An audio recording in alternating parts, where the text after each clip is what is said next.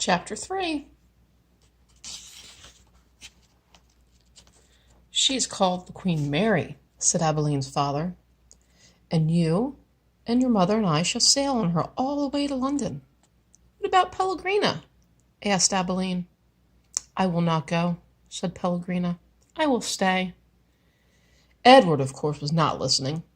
He found the talk around the dinner table excruciatingly dull. In fact, he made a point of not listening if he could help it. But then Abeline did something unusual, something that forced him to pay attention. As the talk of the ship continued, Abeline reached for Edward and took him from his chair and stood him in her lap. "And what about Edward?" she said, her voice high and uncertain. "What about him, darling?" said her mother. "Will Edward be sailing on the Queen Mary with us?" "Well, of course, if you wish, although you are getting a little old for such things as China rabbits." "Nonsense," said Abeline's father jovially. Who would protect Abeline if Edward was not there? From the vantage point of Abeline's lap, Edward could see the whole table spread out before him in a way that he never could when he was seated in his own chair. He looked upon the glittering array of silverware and glasses and plates. He saw the amused and condescending looks of Abeline's parents, and then he met Pellegrina's eyes.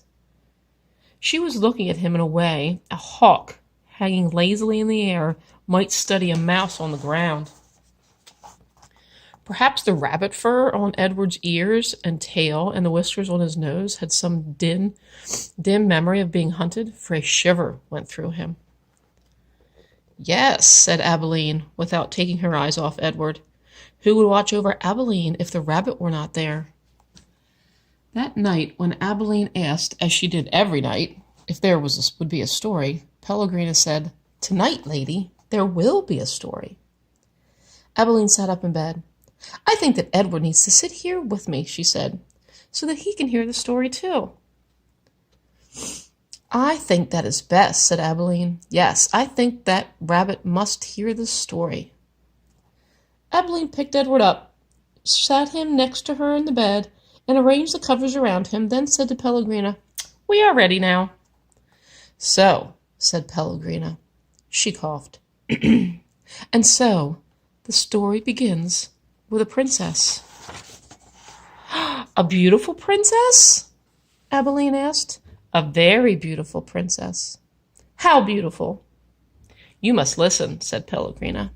"It is all in the story." Tomorrow I'll post chapter 4.